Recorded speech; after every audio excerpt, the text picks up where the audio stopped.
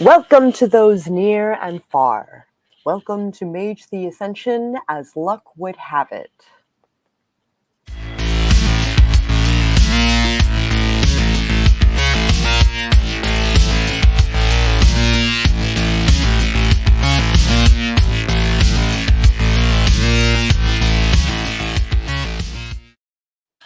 Our game is set in 2019 in Montreal, Canada. Let's meet our mages this evening. Toot. I'm Christina Poe, and I'll be playing Raena Tremblay. I'm Lloyd Colman, otherwise known as Geek 5150, and I am Auron Pritchard.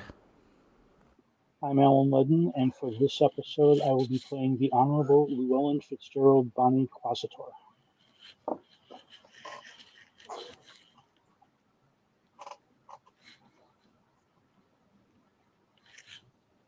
Jayce?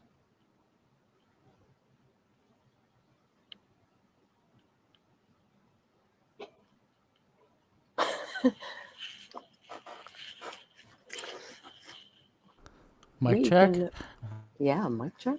I cannot hear Max. He put in chat, sounds broken, logging. Oh, okay. Which means I'll be editing this too. I gotta sit down at some point Monday, I think. Can you hear me? Yeah! Yes. Okay. Yeah, I just decided to not make sound anymore. Okay. I am Jayce Maxwell. I'll be playing Max Toulon. Sweet. Got it. Season 3. Because October is quickly approaching and I will run out of episodes. Okay. So, recap.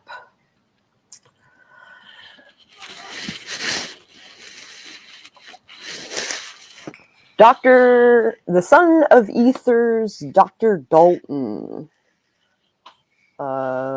had attacked the party, hoping to keep Auron for himself, as Auron has been designated as a walking node. Dr. Dalton was subdued and taken away into mental hospital. And Auron made an appointment for 2 weeks out for memory parsing. They came home from Horizon, and Sarah asked them very nicely if they would come with her and testify against Reginald Hollis. It is 10 o'clock in the morning.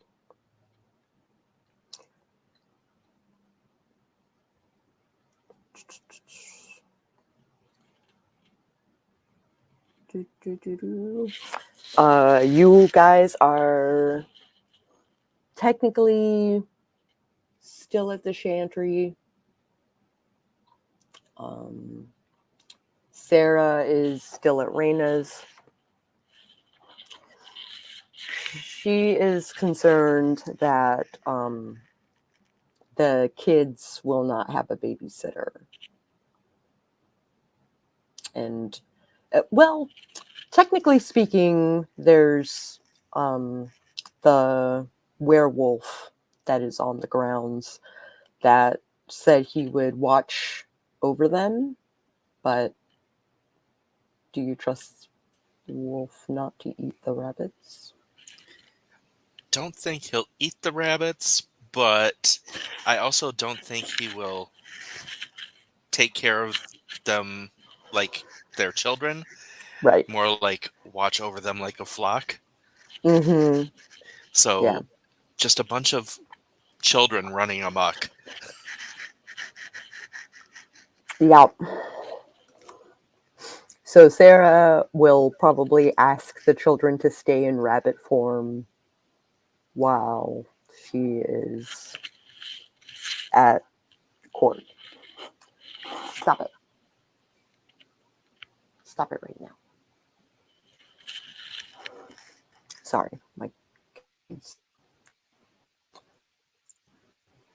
Ah, yes, that's perfect. So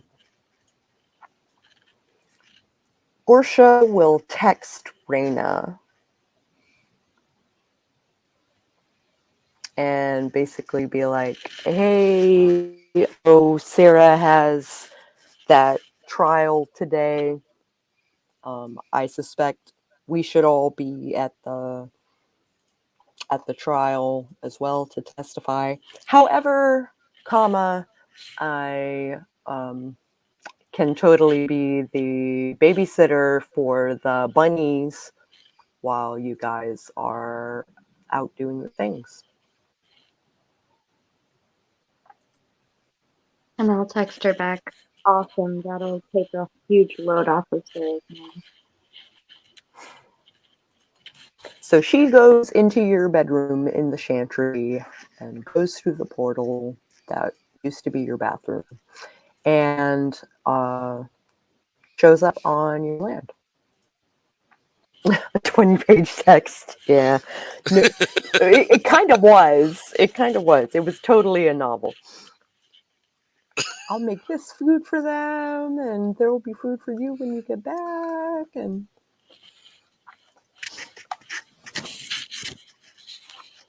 yeah.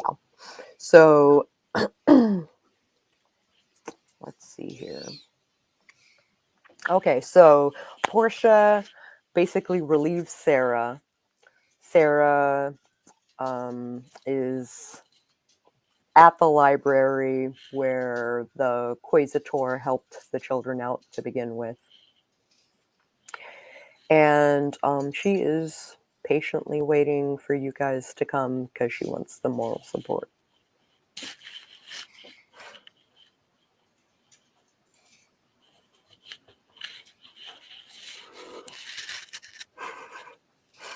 This used to be my bathroom. Used to be. I wish I could highlight the private chat. Like, so good.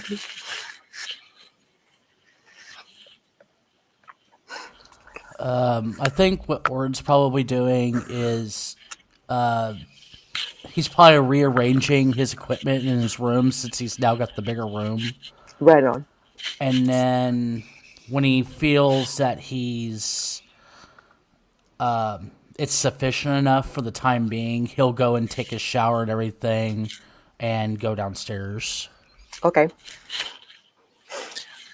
Well, since Max's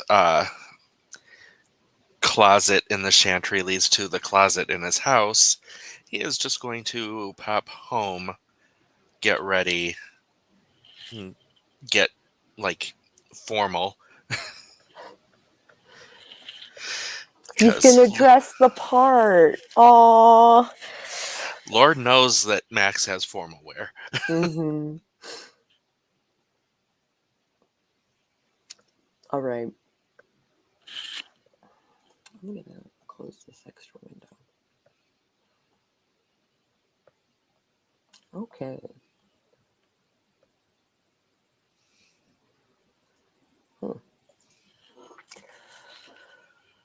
So Sarah kind of texts Raena and says, hey, where are you guys? Also, hopefully you guys can't hear my stomach rumbling. Your what? My stomach is rumbling. Oh. No, I hear a scraping, but nothing else.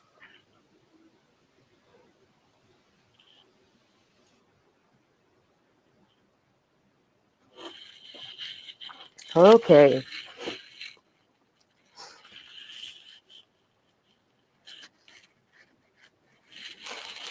Raena! I am texting Sarah right now, right? Mm-hmm. Okay, I will text her back that we are almost leaving. Okay. Okay. She says, I'll be here. And the coffee is hot and steadily brewing. The breakfast is out, ready for the pickings.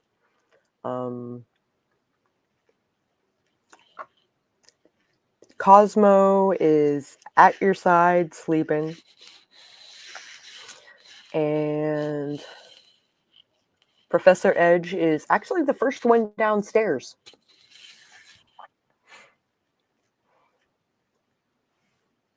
Well, definitely going to partake in the coffee now that I know it's bolstering. Yeah.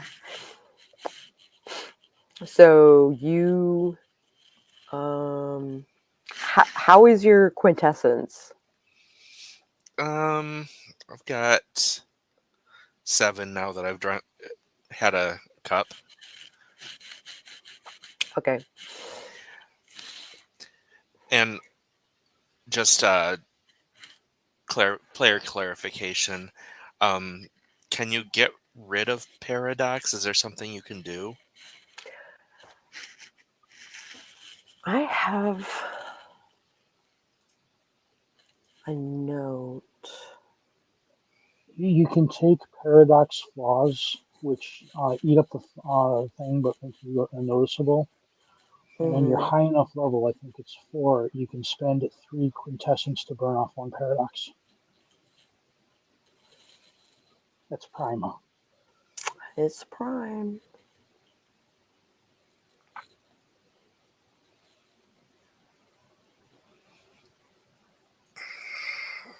I had a document that had, was it that far back? I don't think it was.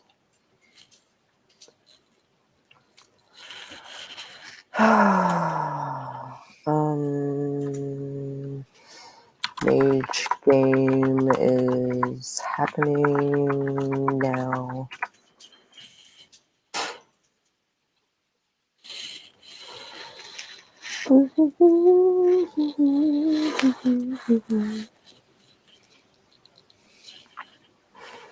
All right. Sorry, I was responding to messages.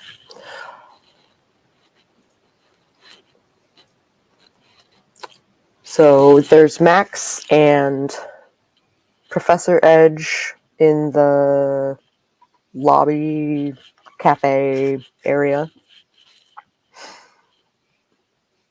What about the rest of you? John's at work. John's at work.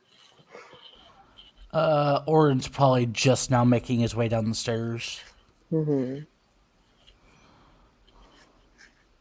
Raina's probably gonna finish brushing her hair and then she'll be down. Cool.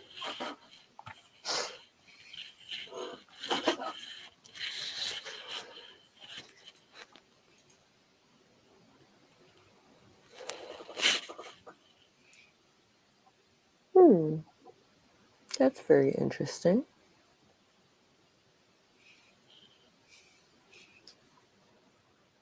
I wonder.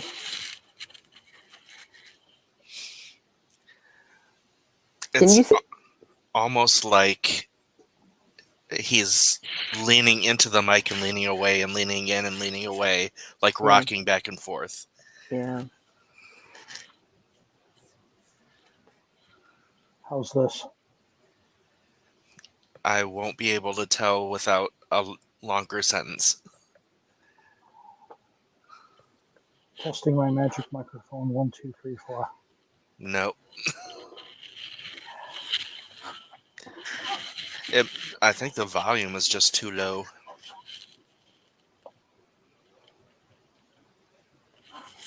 Can I turn you up? Is that better?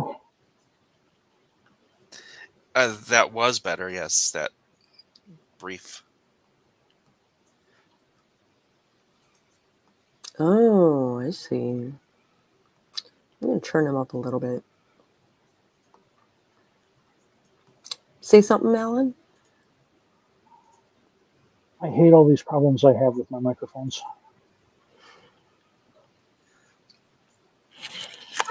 Did that come across clear for you guys? Because came across clear for me.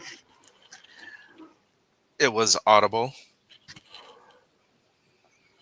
I heard it.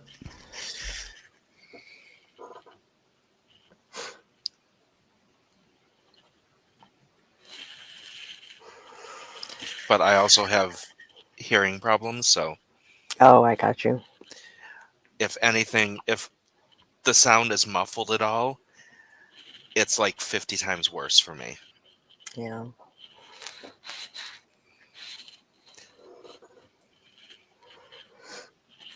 Okay. So the four of you are. It's 10:30 in the morning. The four of you are in the cafe. I guess 5 of you, if you include Professor Edge.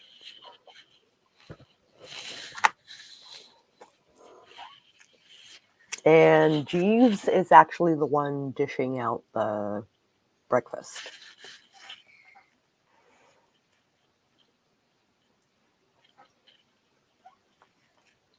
He's kind of like manning the omelet station. Love me an omelet. Auron just kind of looks out, kind of smiles to himself, say, "Out in public today." Hey, what's that supposed to mean? Well, usually when I see you, you're either at my room or in your area. My area being the hallway, I guess. Like, Well, I mean, where in your room or office or whatever you would like to call it. oh, I follow.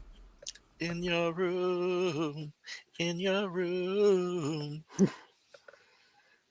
Jive, jive.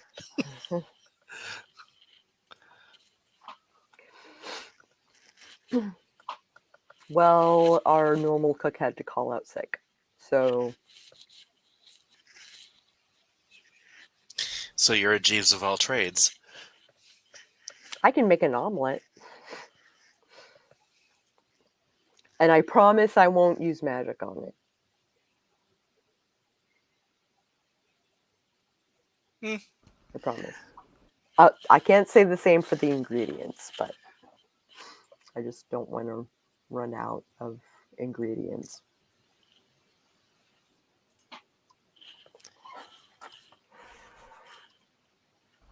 Auron will just grab like a couple different drinks. He's actually not getting coffee, and then Oh. he'll just go and sit down. Mm-hmm. There are juices and teas and the like.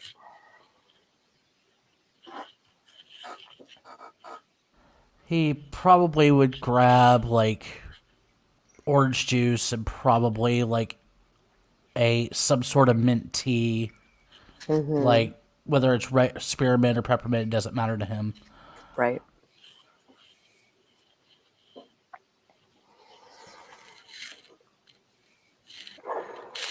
So, you all sit down to eat, and Professor Edge asks you what you plan on doing today. Wow, Well, Max, you look quite nice today. We have a court date. Court date. we have to take care of the Hollis thing. Oh, I totally forgot about all that. I forgot that was still ongoing. Yeah, we had the arraignment. I think this is the actual beef of the case. I see. Do you guys need a ride?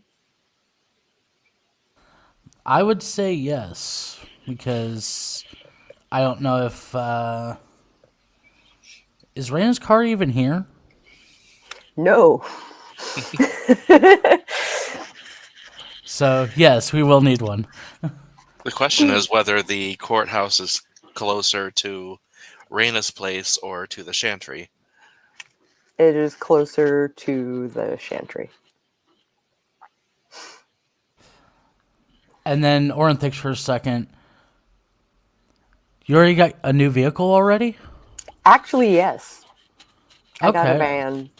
I didn't realize that the insurance companies here work that fast. It was not insurance. Ah. I'm trying to think of. Let's see. You would need matter. Mm-hmm. What else would you need to Prime, basically? and I like my van to be awakened, so I use spirit. Ah, Don't worry. I promise I won't drive it. And I kind of use Prime to kind of like put it all together.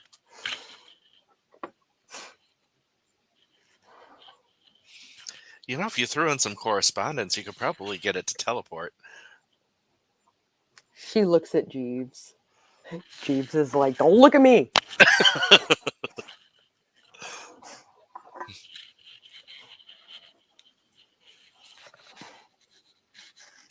My stuff stays in the Chantry. I do not work on things outside of the Chantry. Well, Besides, I a mean, we could. teleporting car would be quite vulgar. I mean, we could probably build a garage onto the Chantry. Oh, there's an underground garage.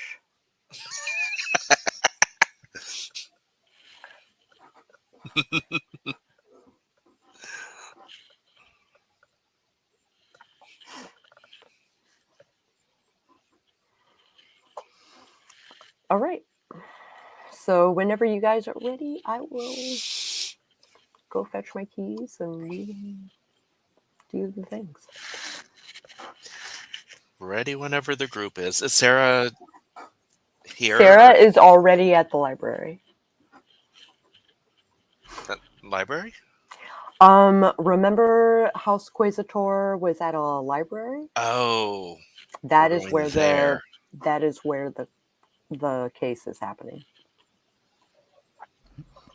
Well, let me go grab my coat, and he'll get up, put the glasses in a bus tub or whatever if it's out there, and he'll run up and go get his jacket to his suit.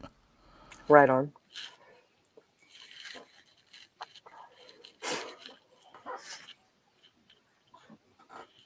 Okay. I'm going to assume the three of you hop into the van. She uses the key fob to unlock the doors, but it is a button to ignite the engine. So she hits the button, the engine roars, and and basically the van merges into traffic and eventually pulls into the parking lot that is in front of the library. Now, the library is open at the moment, but you remember where exactly it was that the Chantry, what part of the library the Chantry is in. So Sarah is ecstatic to see you and gives Raena a hug.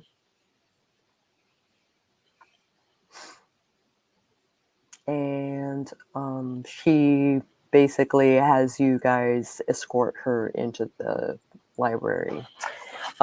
The library actually has like a story time happening at the moment for kids. So you walk past towards the back. There's a set of double doors that you remember walking through that, back during that night. The doors are actually open. And there is a courtroom that is kind of like slapdash put together.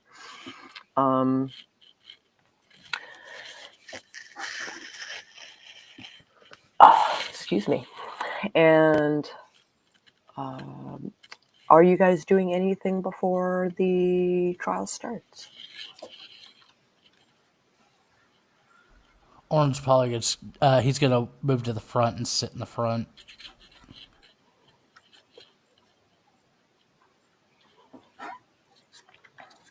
Sarah is doing the same. She sits right next to you. And Raena will sit right next to Sarah. I mean, if there's room on the bench, we should all sit together. Yeah. There is, so basically, you guys are sitting behind who you remember as Demeter, Bonnie ex Miscellanea. She was the hermetic that Sarah consulted with when all of this originally went down. Demeter kind of like helped set the children up at Raina's, and like she is basically she's the one who is taking Hollis to trial. Okay. A large black fellow in a police uniform basically comes forward and says, "Now announcing the Honorable Llewellyn Fitzgerald Bonnie Quasitor." Well, I suppose I'll come in and take my place. Dun, dun, dun. Okay. Consult my notes. Okay. Who's representing the Crown? Who's representing the what? Crown. Basically, who's the prosecution attorney? I'm sorry, I can't understand you. I'm asking who is representing the Crown. Basically, I'm asking who the prosecution attorney is. Let me see.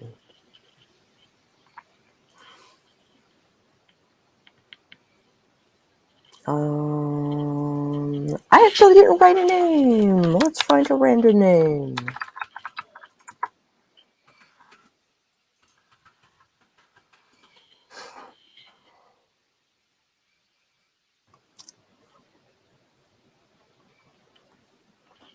Jocelyn Eddy.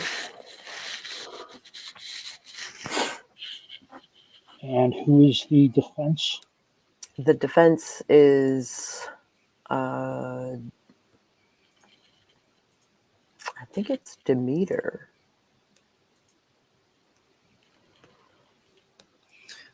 Demeter's defending him? No, Jocelyn is defending Hollis. And Demeter is defending the children. Very well. I don't want a lot of legal trickery. I want to hear the facts and nothing but the facts. I'm old and I'm not getting any younger.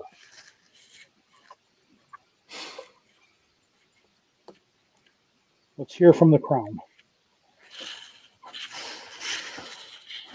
So Demeter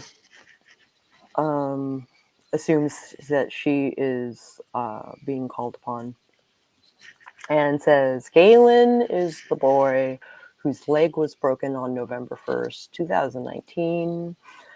And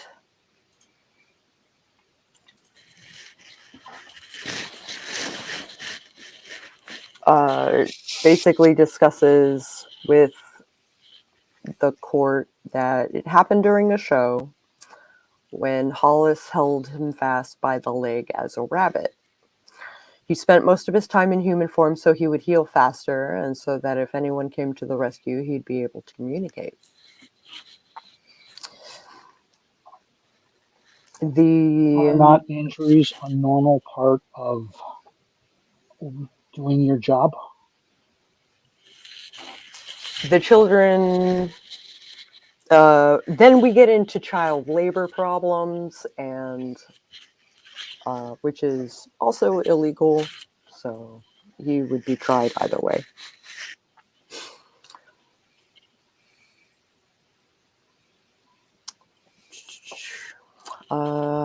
Max Toulon,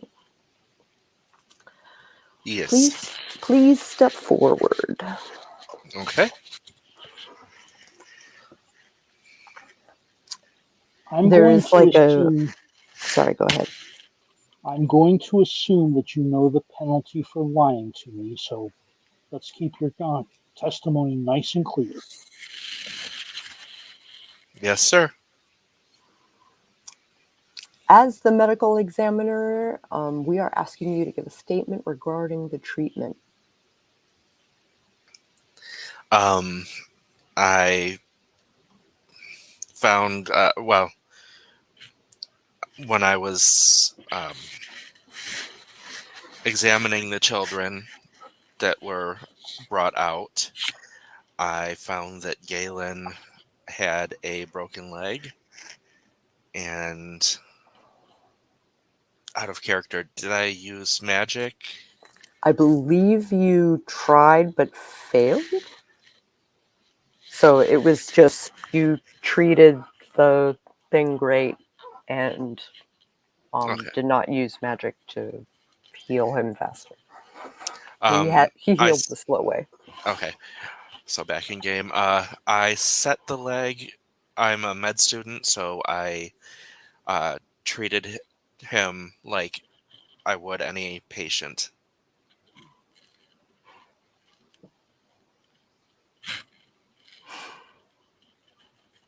Were any of the other children injured? Were they? I don't think so. No, they were not. Demeter stands up and basically says, however, the children were unbathed and unclothed and in cages.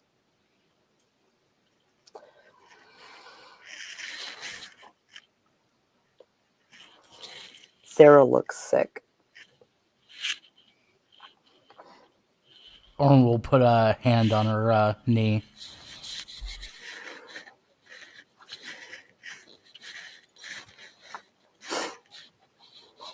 Do you have anything else to say about... Jocelyn steps forward. Demeter sits down.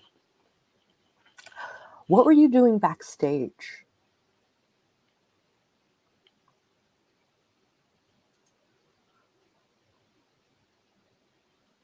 Max.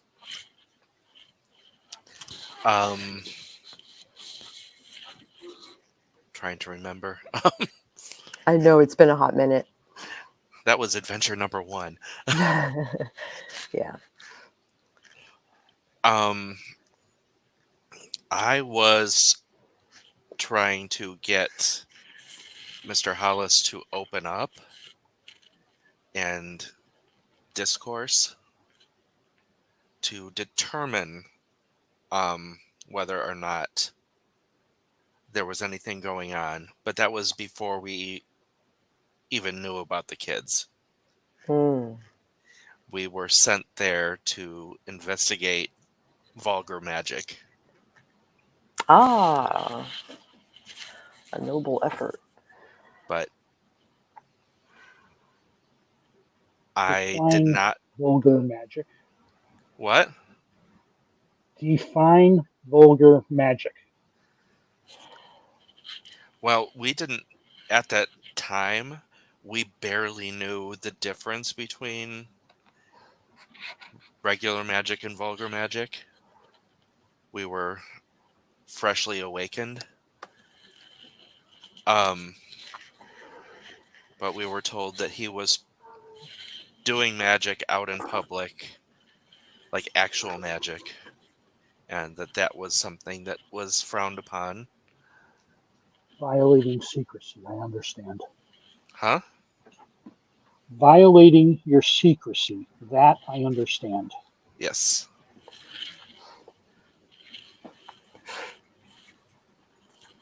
Demeter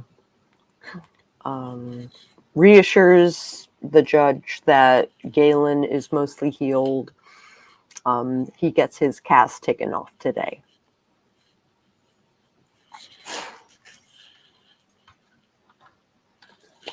And Raena remembers Galen hasn't been in rabbit form the entire time he's been at the refuge. Because his leg has been in a cast.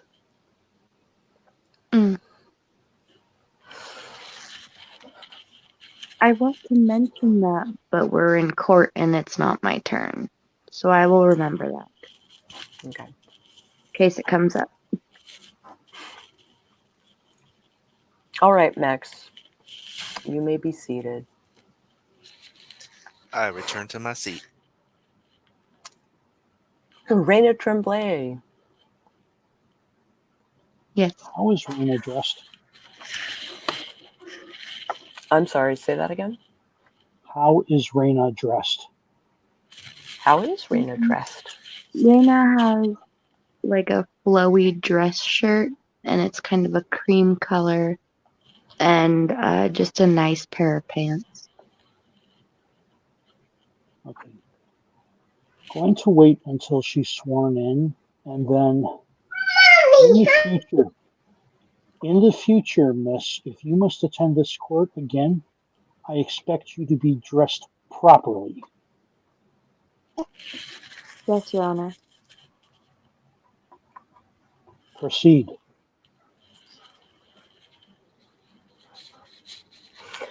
Demeter basically comes up to Raena and says, "You are running a puka refuge at your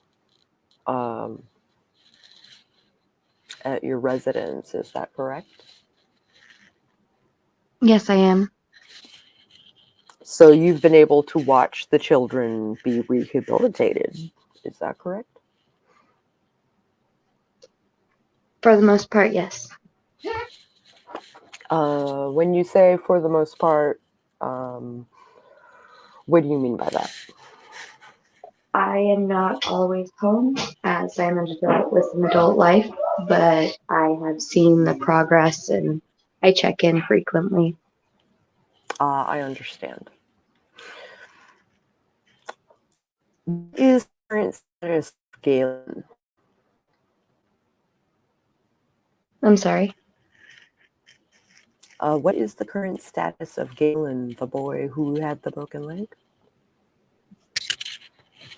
Out of character, is he healed yet? He's Or getting his cast off today. Back in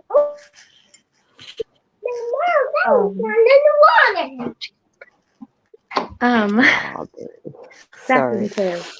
No, you're good. Back in character. He is getting his cast off today.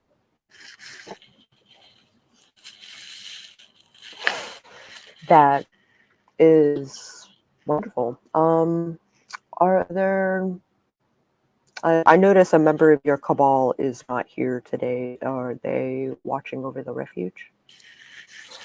Yes. Yes, they are.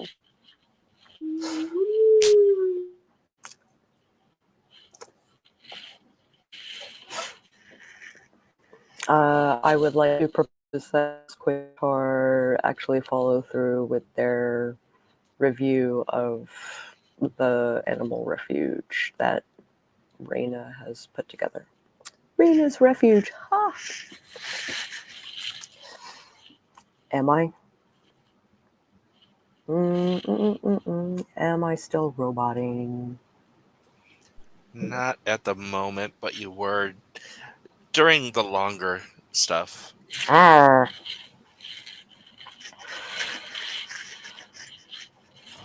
Okay. Jocelyn comes forward and says, "What did you do the night of November the 1st? Were you also backstage at Hollis's show?" Yes. Out of character, I don't remember if I saw Sarah and approached her, or if Sarah came and. Sarah Howdy. basically was the one with the headset that approached you guys. Okay, I thought so. Okay, back in character. I was backstage. Sarah came and approached me, and we followed her backstage. And then we went down this elevator, and that's where all of the cages were. How many cages were there? 14, right? Out of character? It was I around think so. 14. I think so. Back in character. It was about 14 cages.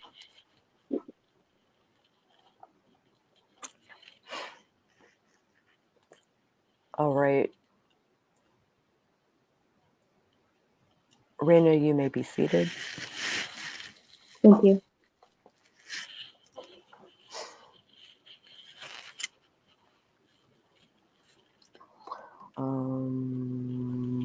Auron Pritchard. He'll stand up and adjust his bow tie and then walk to the front.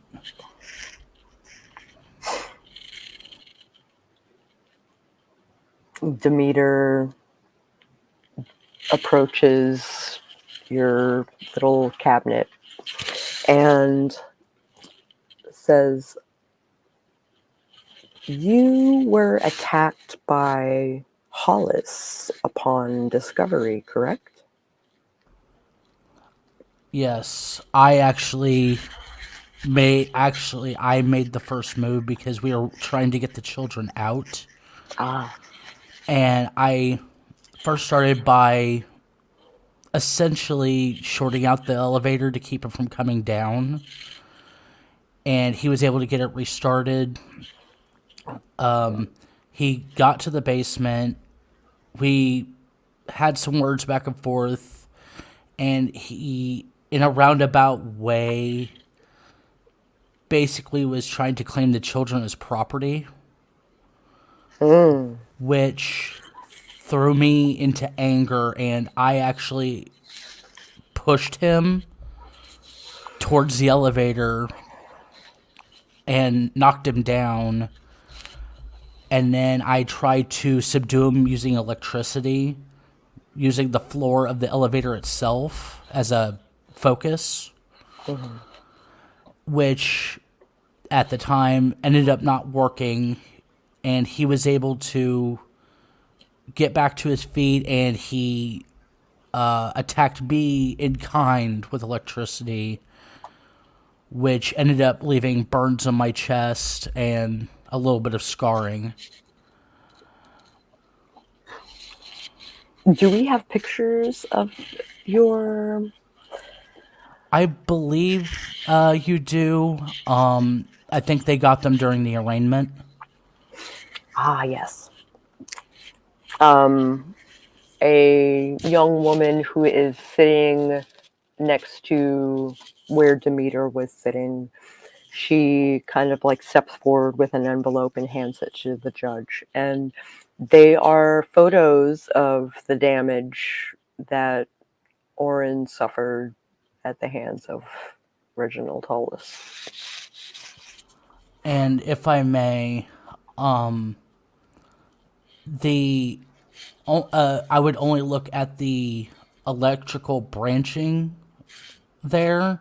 The other scarring there is from my childhood, so it should be disregarded as part of the evidence. Thank you for your honesty. Now, there's one thing that I'm not clear on from your testimony. If a child is not property, what then is it? A sentient life that has their own thoughts and actions. But it's not the property of the parent, then the property of whoever has taken responsibility for it. Do you disagree? To be honest, I don't when it comes to parentingship, I do not consider it as property. I consider it as being a guardian. Someone who's supposed to help and protect whatever it is. Reginald rolls his eyes. Proceed.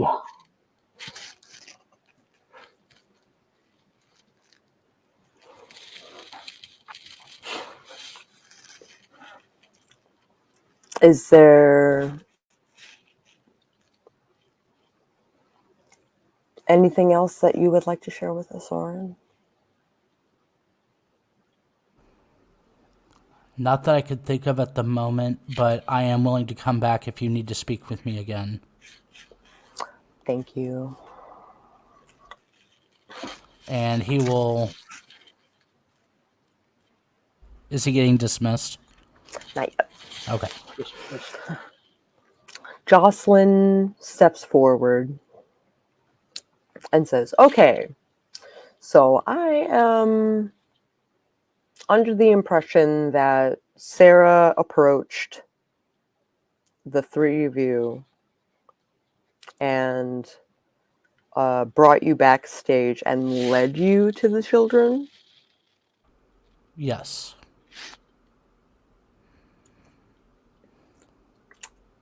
You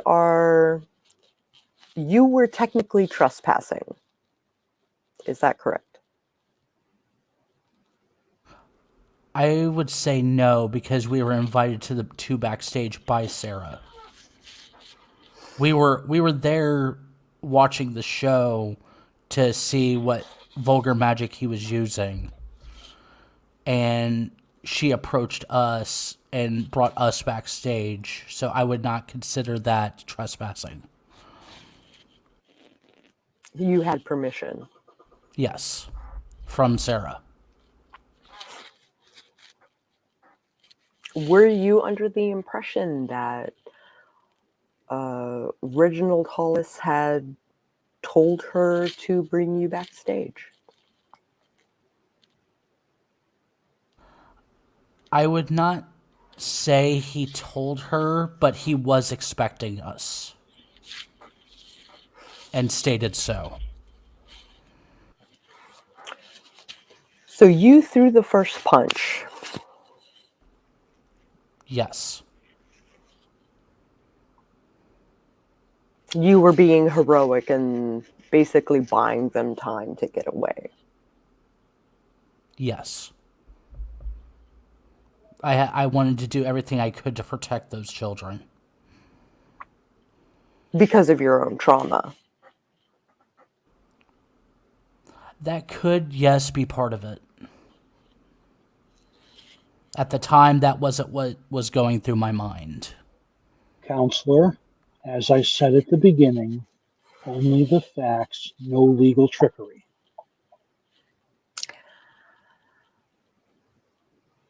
I'm done. And she sits down. You are dismissed, Auron. Auron will bow his head down slightly and turn around and walk back to his seat. Oh, what was her last name? I'm just going to say it's Hollis. Sarah Hollis, please step forward and take the stand. She looks like she's going to be sick, but she stands up. She kind of like smooths out her she's wearing robes, but she's just assuming like that's because what half of the court is wearing, she's going to wear it too. And she takes a seat. Demeter comes forward and says, you were afraid for the children. And Sarah says, yes. I was under abuse from Reginald, and I took as much of the abuse away from the children as I possibly could. Were you at any time in a position of responsibility or authority over these children? Were any of these children yours? No, I am among the children. I understand. Because I am the eldest, I did take responsibility for them, but yes. That is commendable. Proceed. I could see their auras and knew that they were part of a society that saw them for what they were as sentient creatures who deserved freedom and at least deserved a bath and some clothes and didn't deserve to be in cages. And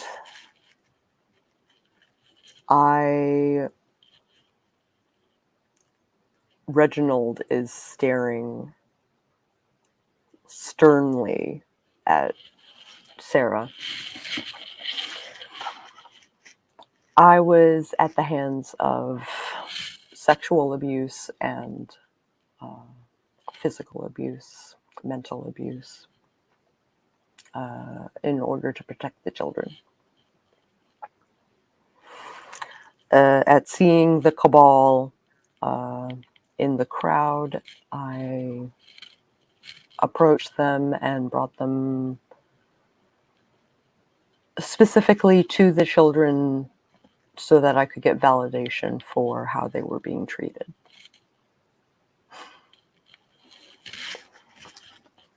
I was not expecting them to help the children to escape, however.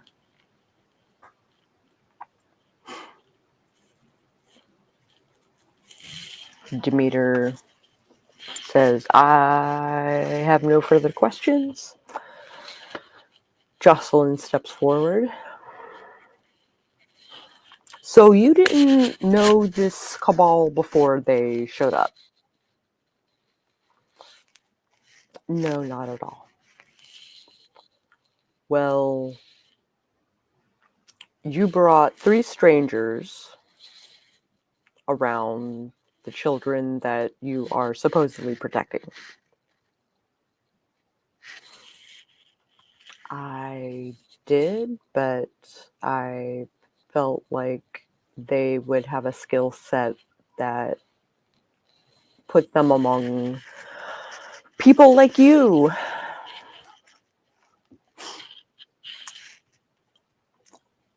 And Jocelyn is kind of like taken aback a little bit.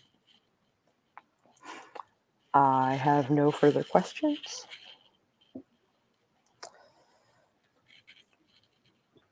So, what I'm to understand here is that you were not satisfied with the treatment that you received from your guardian, so you found a group of strangers to help you adjust that. Did you even think to talk to your guardian about it first? I didn't dare. I see. Proceed.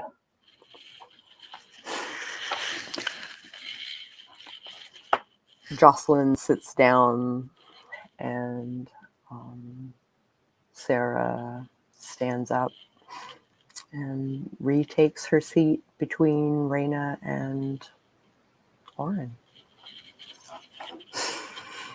Oh,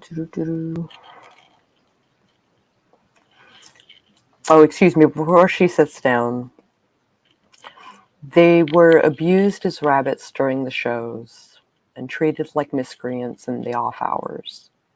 They were kept in cages, even in human form. She was treated as an apprentice, and there was no place for that in their relationship. I don't see how any of this is suitable to be brought before the courts. Somebody show me that this man has committed a crime. The woman that was sitting next to Demeter steps forward and gives another envelope to the judge, which is photos of the bruises and the broken bones from the children. So the children were disciplined according to these photos. What crime was committed?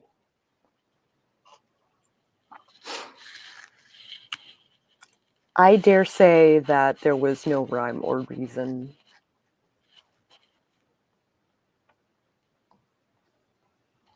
So I've heard. So I tried to protect the children, but there was only so much I could do from backstage. They were not provided clothes or baths, which encouraged the children to stay in rabbit form. Well, if they had served better, then the master might have seen fit to take care of their needs. When the judge says this, you see Auron starts squeezing his own knee, and he is trying to keep up a poker face of not showing his anger. Max is shaking. Like,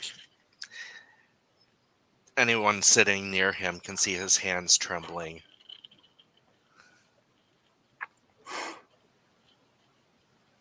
Jenna is called to the stand. Who was the Quasitor who helped you the night of November 1st? She mentions that Galen suffers from battered child syndrome. The children deserve to go to a school and be safe at Raena's refuge, and chances of success will be diminished if the children have contact with Hollis, especially if he abuses them while they are in rabbit form. Yeah.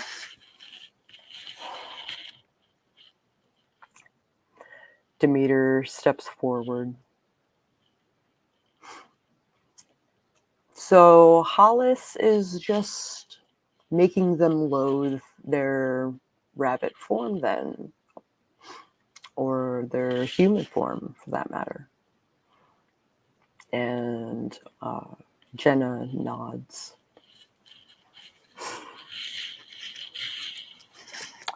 I have no further questions. Jocelyn stands up and takes Demeter's place. So you were the point of contact with this chantry regarding getting justice, what you consider justice for these children. Am I correct? Jenna nods. Children were in need, and I had the wherewithal to take care of them for a couple of nights.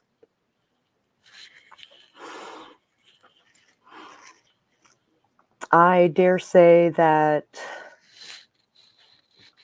the Galen's broken leg was not an accident. I believe that it was not discipline, but random anger that was taken out on the boy, and the leg was broken out of rage. Jocelyn doesn't know what to say. And she says she has no further questions, and she sits down.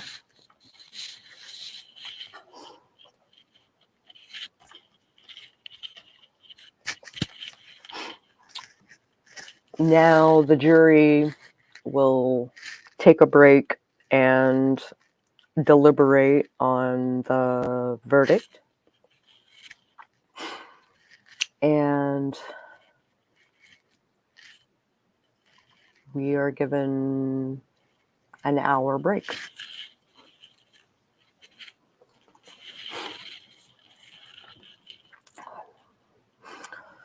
Does the judge say anything before they break for lunch? No. Okay.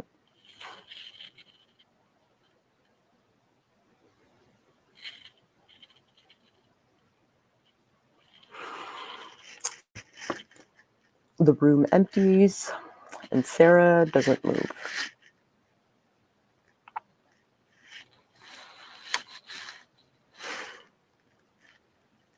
Her eyes are red like she's going to cry. Auron will reach into his bag and get a bottle of water to hand it to Sarah. Sarah gladly takes it, takes off the cap, takes a drink.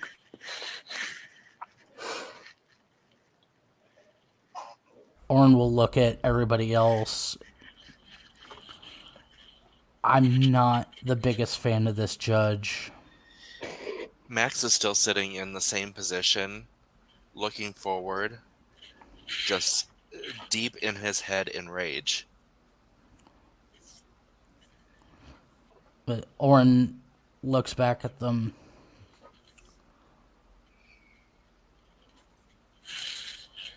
After this is over, I want to look into this judge. Because yes, he may be of advanced age, but even a person of such stupidity would not see this as discipline.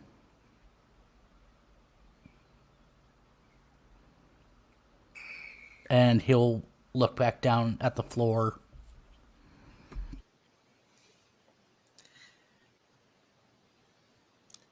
This was what I was afraid of the entire time we were getting them situated.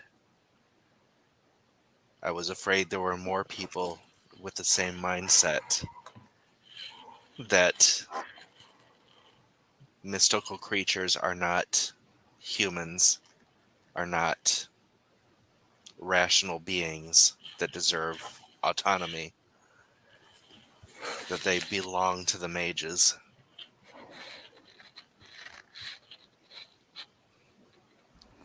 I feel somehow Reginald is in this guy's back pocket, and I don't like it.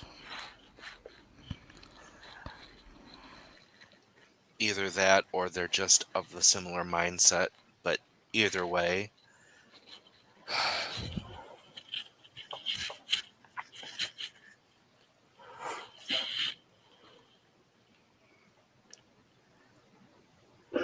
The professor did tell us that in some clans or whatever they're called, tribes, I don't know, but some of that it's acceptable, you know, to own people, or Puka at least. So maybe he's part of that clan, but I still don't like it either. Okay. Question: is the prosecuting attorney in the room, or has she left? The prosecutor has left. Okay. Auron will stand up and look for the I forget what the term is. Whatever the cop is, the bailiff. The bailiff is still kind of standing guard by the He'll judges. the stand. Mm-hmm, mm-hmm. He will walk up to the bailiff and ask him, what was the attorney's name again? The prosecuting attorney? Jocelyn Eddy. Where would I be able to locate Miss Eddy? I would like to speak with her. There is a fast food restaurant, a McDonald's, that is right across from the library. She is probably there. Auron will nod his head and thank you. And he'll turn around and start walking out of the building.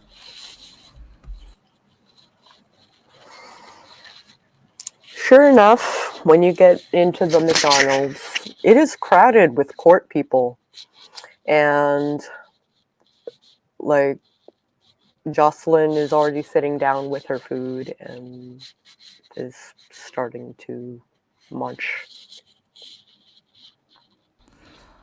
Auron will get a basically a lay of the land to see who is near who. He wants to see is she the only is the other attorney near her in any way. No. Okay. He'll walk up to her. Miss Eddie, would I be able to speak with you for a second? It's a free country. Well, I don't want to overstep my bounds on this whole thing. And he'll sit down across from her. I understand the normal court system, but in the magical world, do you have ways of requesting a different judge? Why do you ask?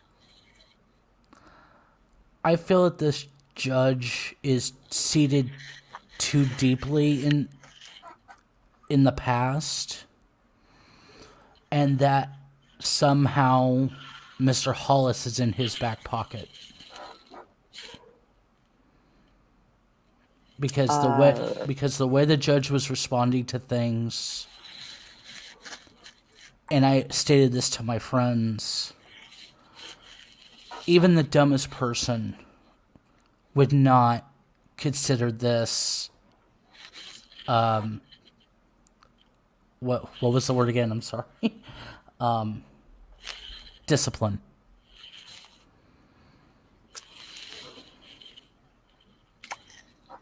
I'm not gonna lie. I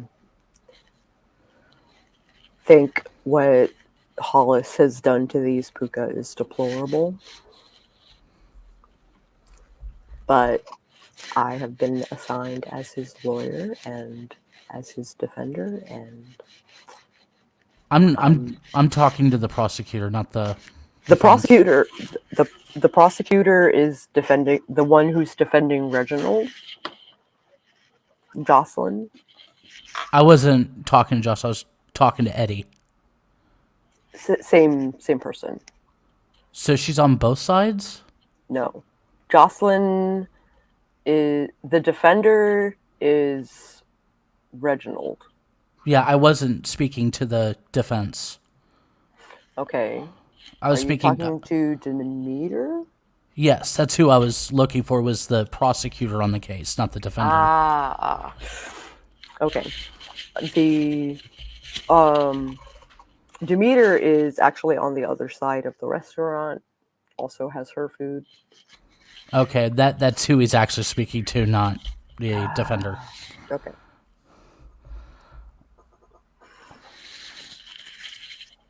So whatever goes from there. We're just shifting characters because we thought I was speaking to the defense. Let's see. I don't know how to get a new judge without proving that he is unfit. And he has not yet proven that he is unfit.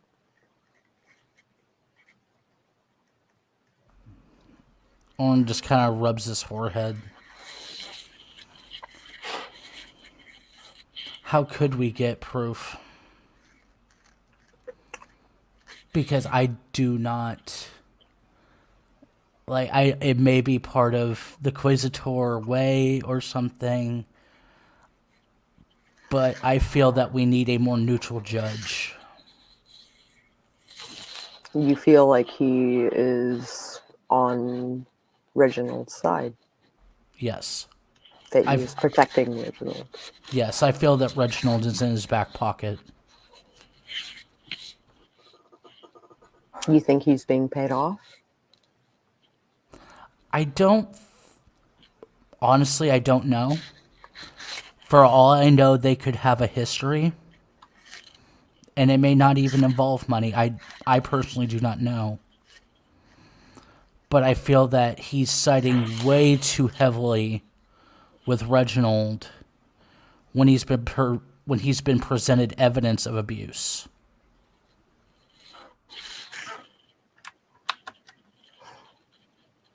which is nothing but pure and unadulterated truth.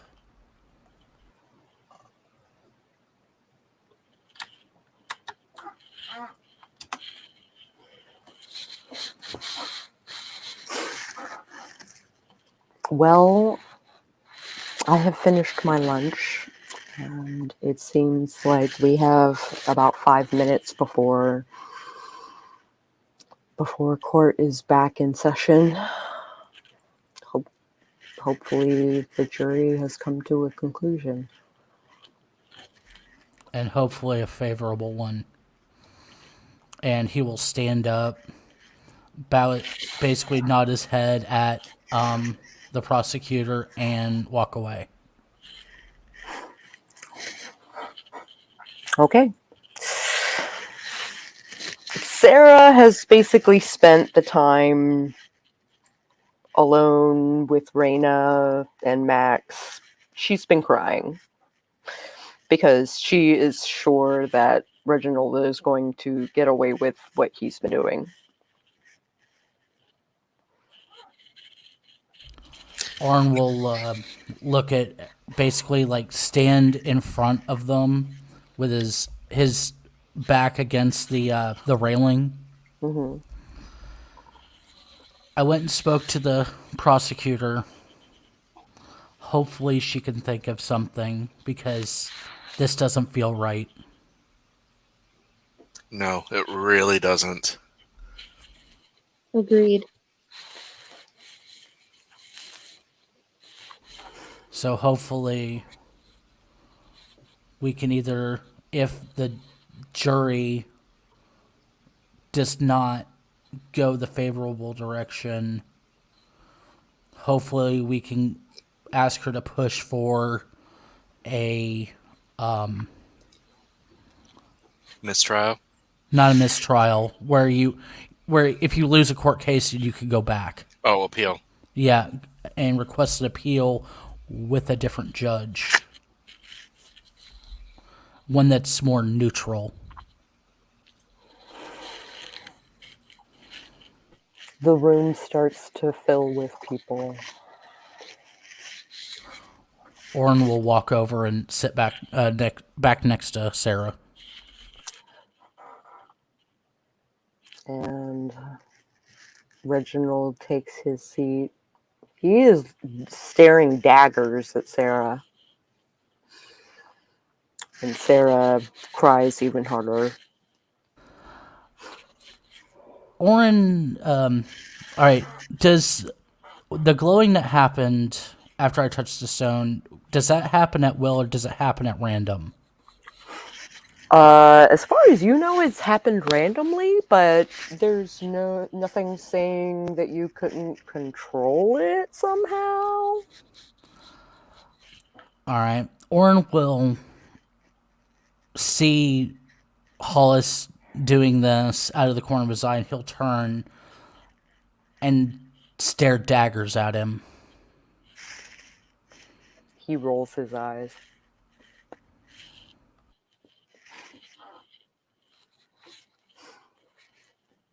And the bailiff re-invites the Honorable Llewellyn Fitzgerald Bond Inquisitor to the stand.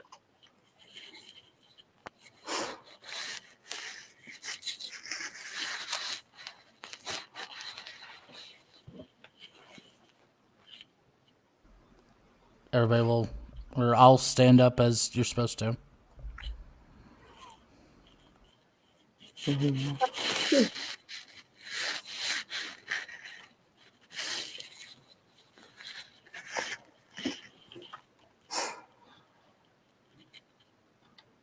So,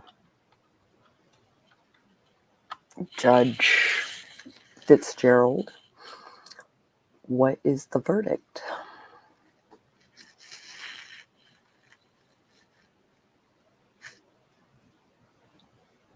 Guilty.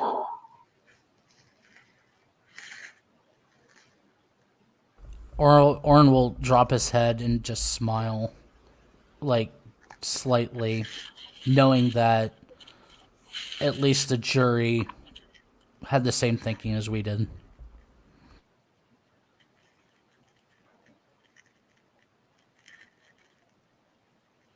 Mr. Hollis, you will rise.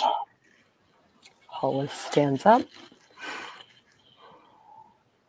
The things that you have done are just utterly despicable, and our society has only one punishment to fit the crime. Prior to that punishment, you will make a full accounting of all of your belongings, money, everything, to be verified by MindScan. You will liquidate 100% of your assets at the highest possible price and distribute that money equally among your victims. After which time, you will suffer the death of personality. He opens his mouth as if to say something, but no words come out. Two policemen basically come and take him by the arms and escort him nicely from the room.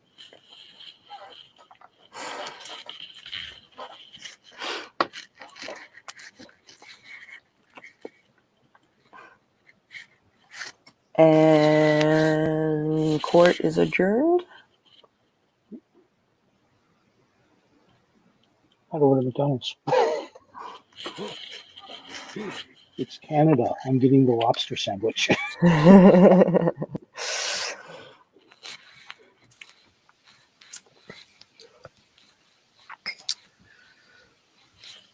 So Max grips Sarah's hand. Raena stands up and just pulls her up into a hug. Sarah hugs back. Demeter basically comes over and pats Sarah on the back as she is in the hug with Raena.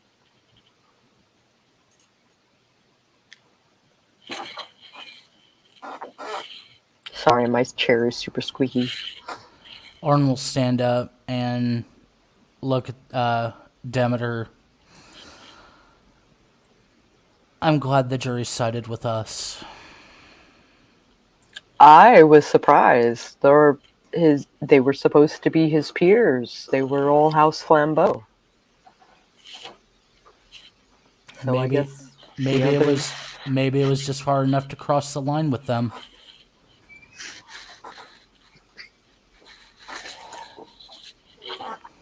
But we got lucky. Maybe there's an underlying sense of morality here, despite what we thought.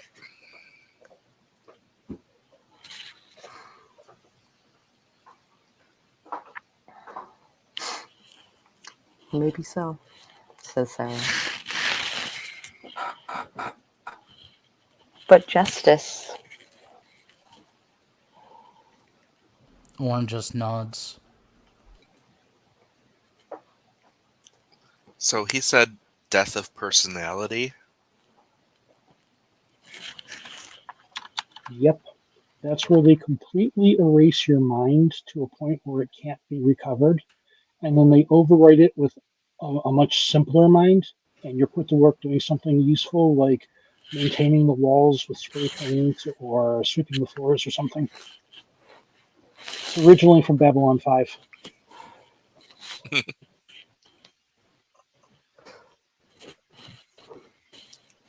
Sarah slowly gets up, or, pulls away from Raena and kind of like drapes an arm over Max's shoulder and says, Let's get out of here. I fully support that.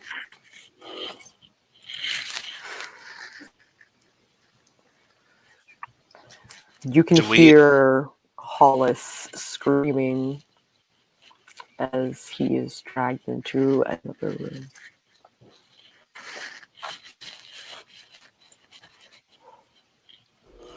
Auron will ceremoniously pull headphones out of his jacket pocket and put them in and starts playing music that everybody can hear even though he's wearing earbuds.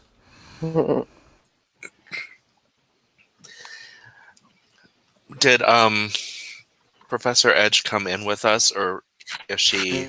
She's been waiting in the van. Okay, I will text her and say that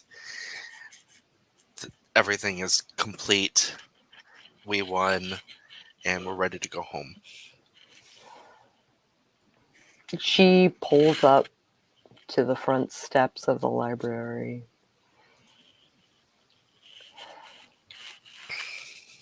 Everybody loads in, and basically she starts driving. So, how did that go? It was very tense for a while.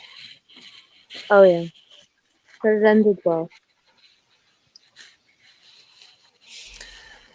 We thought that with the way the judge was talking, that he was of the same mindset as Reginald Hollis. But That's spooky. yeah, his lines of questioning and conclusions during the trial sounded like he thought of the puka as property.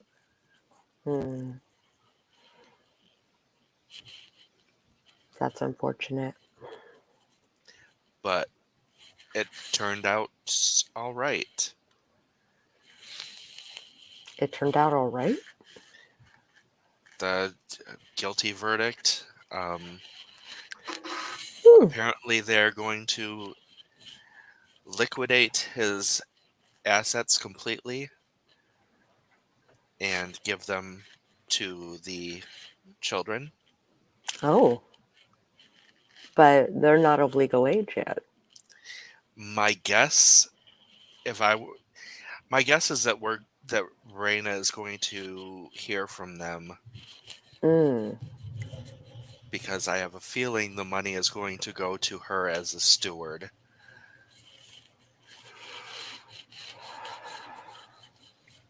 But they are also going to be,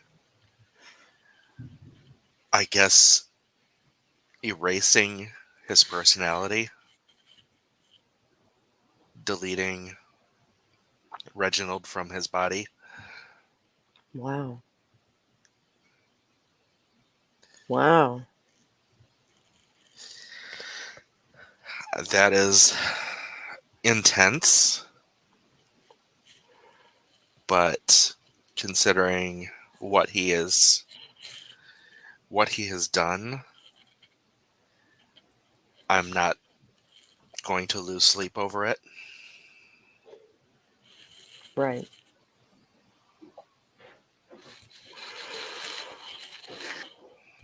All right. Well, Sarah, I'm glad that like some amount of justice was served today. And she's like, yeah, I guess.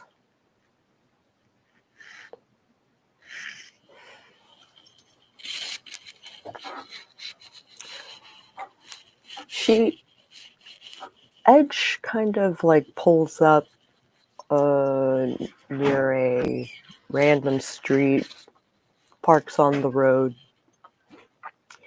and starts walking.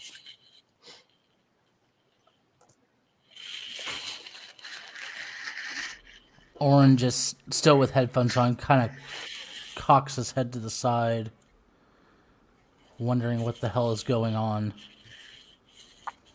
Yeah, she's walking away from the van.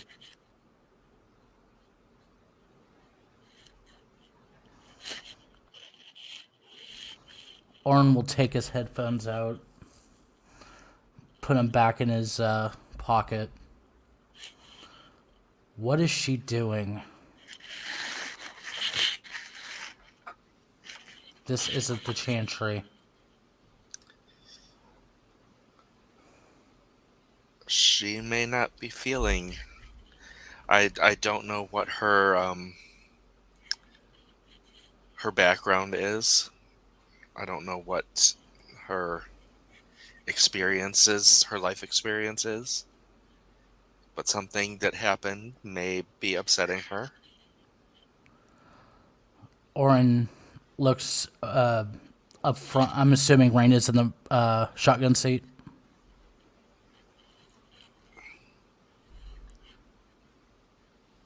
Raena. I'm so sorry. I stepped away for just a second and I missed the last bit of that. I'm assuming Raina's in the shotgun seat. I'm asking. Yes, I am. Auron will look up to Raena in the front seat. If you can, hop in the driver's seat and get up next to her. Because this does not seem normal for her. Okay. And I hop in the driver's seat and I do exactly that. How close do you want me? Like right on her ass or following? Alongside her. Okay. As you pull up, like next to her, she is steady walking. She's got that like deadpan face that she tends to get when like that unreadable face when like, you know, given any kind of conflict. Auron will, Raena, get up ahead of her and about 200 feet and stop and let me out. Okay. And then I stop. Auron will climb out through the side door and walk around the back to get in front of the professor. She stops. Professor, what's going on? This isn't you. What's You to don't- say you know me? I'm going off of the experience that I have had with you, and you don't just start walking. Well, I didn't want to wreck another van. And I didn't want to have to hold another one of you at gunpoint. You could have at least told us that.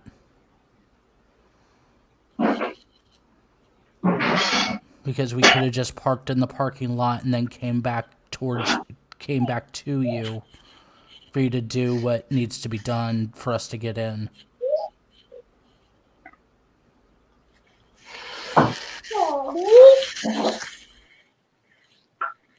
Right. Auron will walk up to the side of the van where Raena is. Pulled into the parking lot. We're going to be doing this differently this time, I guess.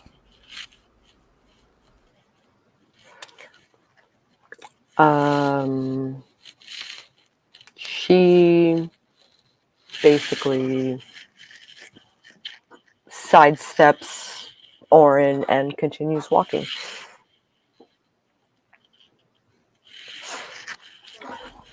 Auron will start following her. There is steady traffic. Basically going through this heart of the city, and she wants to cross the street. She does not wait. She steps out into traffic. Okay, where are my dice? Dice rolling. She is going to try to use entropy to not get hit.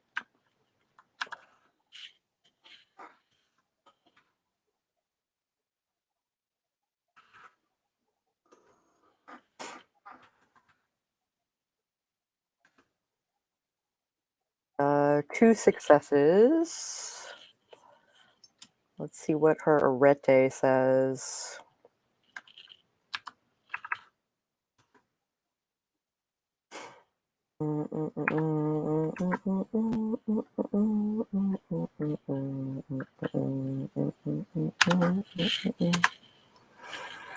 Three successes. So she somehow steadily walks across the street and like manages not to get hit by a car.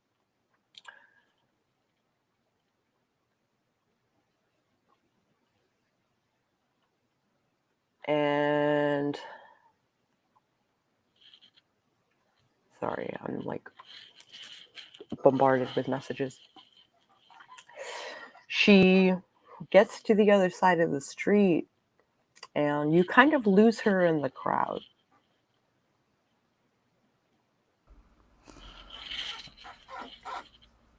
Auron will do the same, but I'm going to use correspondence. Okay. So, are you wearing your lucky shoes or like? He's got the his watch. Okay. So you're gonna basically Frogger this shit. Basically. Okay. Go ahead and roll streetwise and dexterity. Okay. Difficulty 6.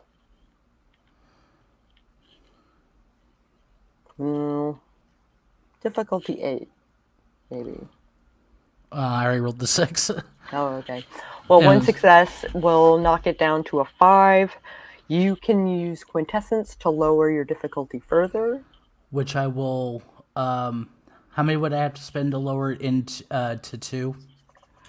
I think 3 is as low as it'll go, and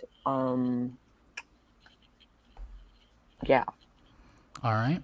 So.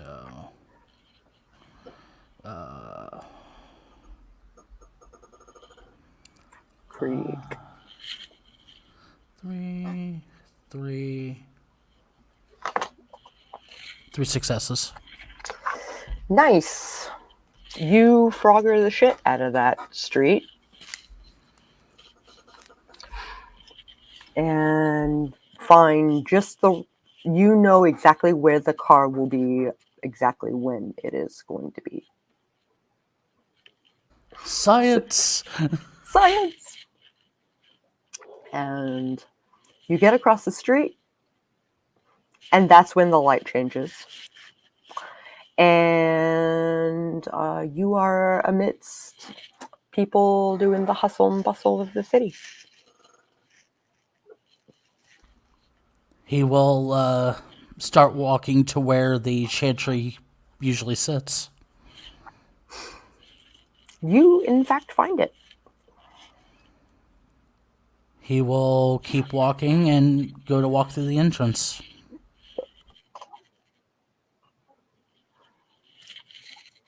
And he will, once he gets inside, he'll text Raena and Max. Well, we just basically just played Frogger through traffic. However you feel that it is for the active danger, I'm already inside. Raena texts back, Roger. So, Raena, Yes. I am not of a mindset to be putting us in any danger today. Yes. What do you say about just parking at my house and just using the portal to the chantry? Sounds good to me. We can come back and get the car anytime. I'm not in the right mood to do it either. So we're gonna take the well, not the super long way of driving all the way out for 6 hours to Raina's house, but Mhm. just to the outskirts of town to the mansion. Mhm. Your mom's car is in the driveway. Oh, we can just skirt around to the back, take the stairs up to my room. Right on. We don't have to involve her at all. I don't know if they have the same video with your mom today anyway. So me and Sarah and Raina. Yep. Sarah kind of points out a new light that is on the back of You're the roboting house. out. Uh, Could you repeat it? I don't know why. It says my Wi-Fi is unstable. Mood. Are you able to hardline? No.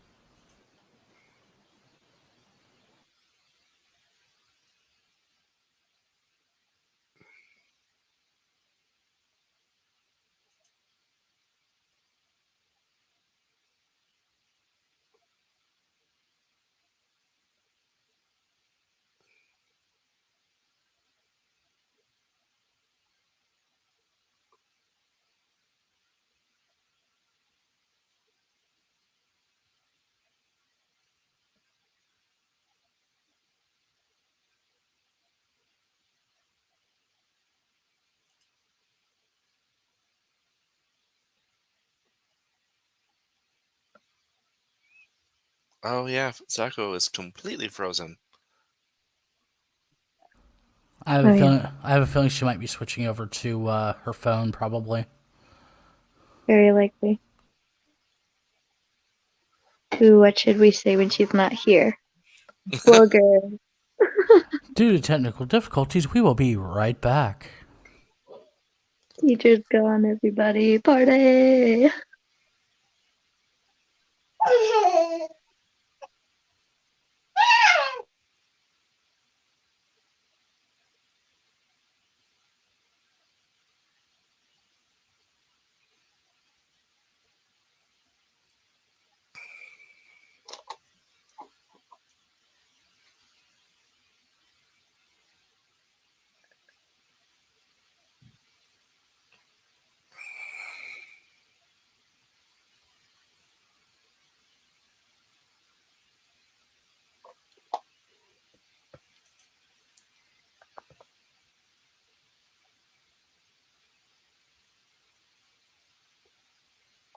I mean, honestly, it was we were a few minutes over for a break anyway, so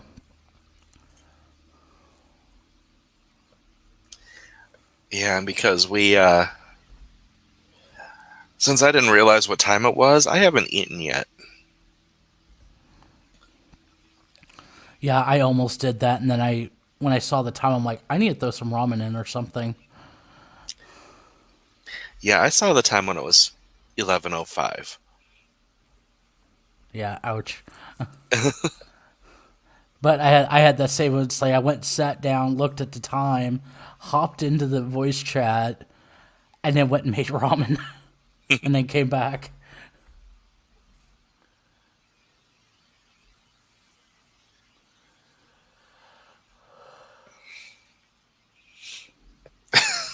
I'm looking at games on Steam. There is one called Beaver Clicker. Yeah, I heard you click it earlier. I'm like, are you playing Cookie Clicker over there? No, but you made me look on Steam to see if it's there, and it is.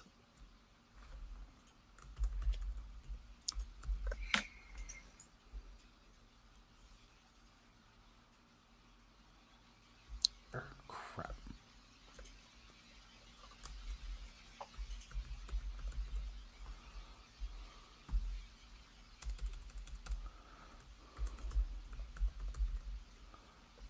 I don't understand why you would pay $5 for it on Steam when you can just go to it on the web. No idea. Because the people at Steam are hoping that you won't realize you can go to it on the web.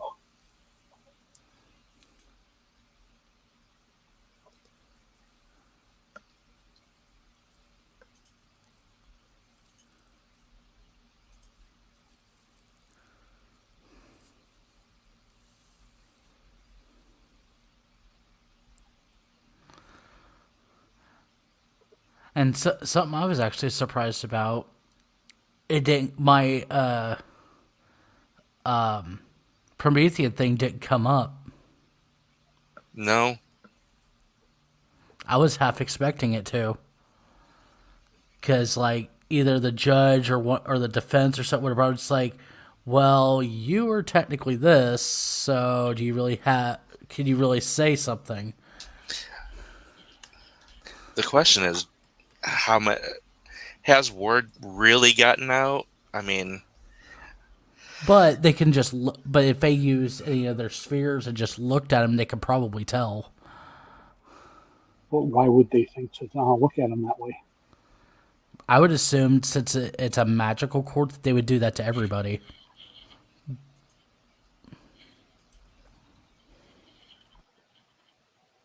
Hello again. Hello. Oh.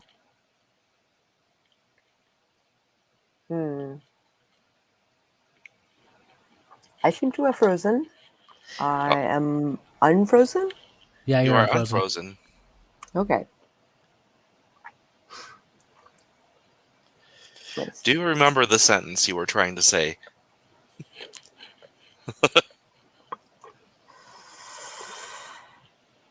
I do not.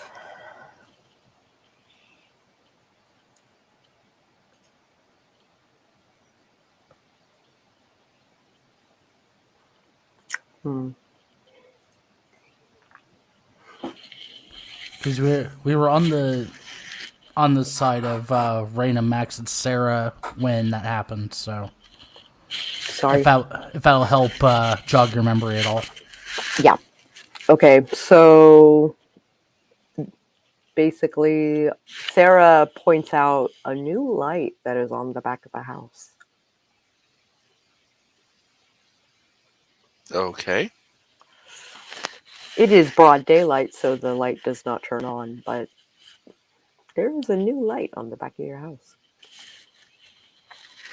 Like a security light. Interesting.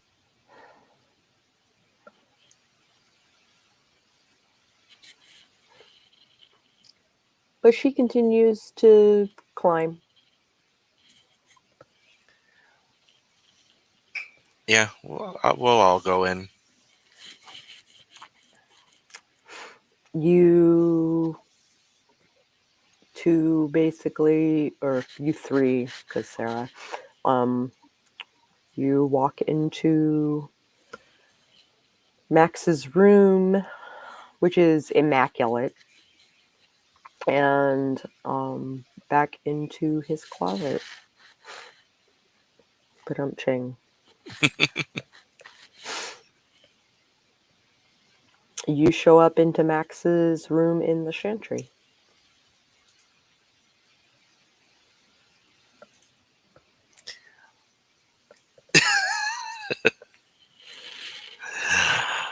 Okay. We will. Well, I will look for Auron. It looked like the professor wanted to be alone, so I'm not looking for her. Auron would be back in his room. Let's just send a text saying that we're back in the chantry. He'll send a text back. If you need anything, I'm in my room. And I figure if I worked 11 p.m. to 11 a.m., I should have been in the library for a little bit by now. Right on.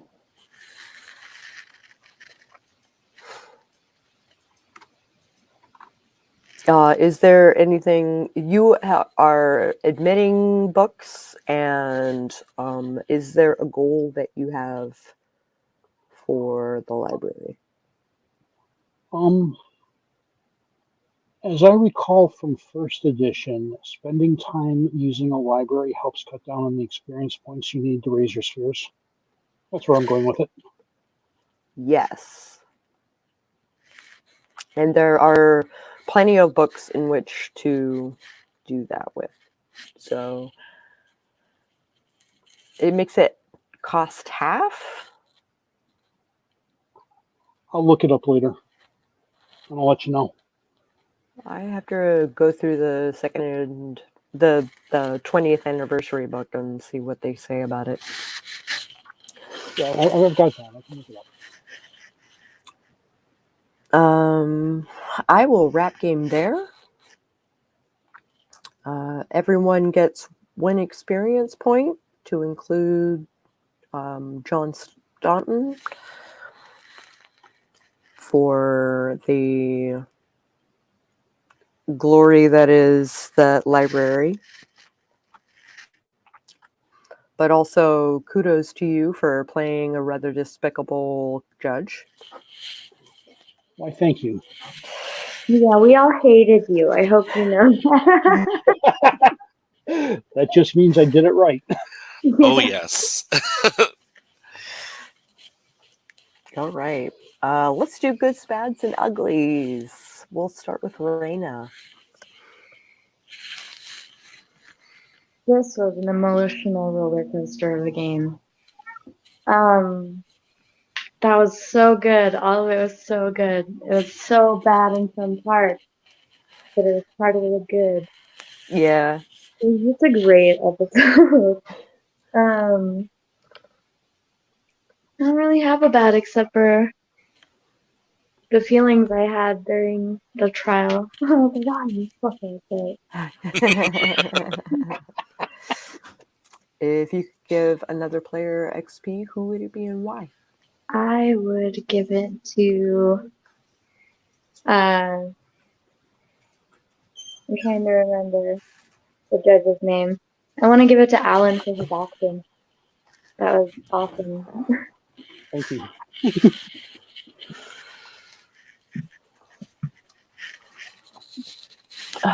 All right. Auron. Alrighty. Goods. We got the surprising verdict that we were hoping for. But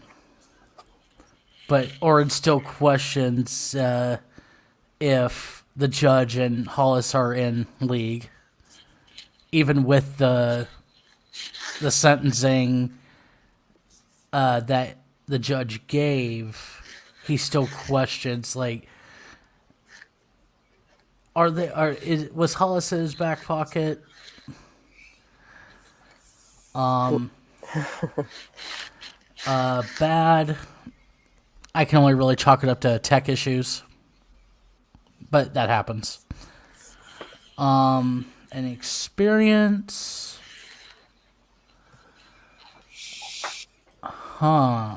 This is hard for me this week. It was a good role play day. Oh yeah.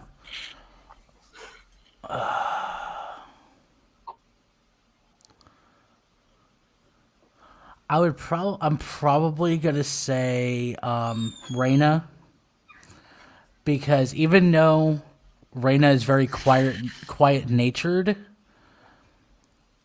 I fully expected her to get a little angry by the way the judge made comment about how she was dressed.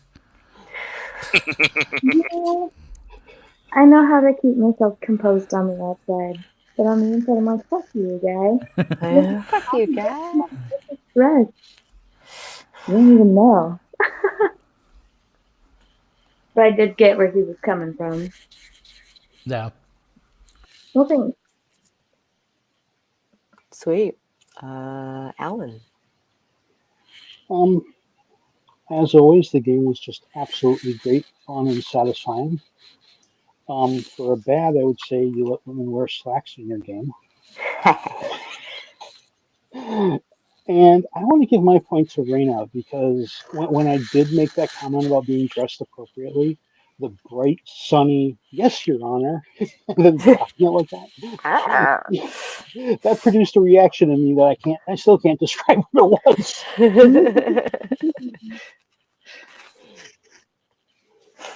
Excellent. And Max.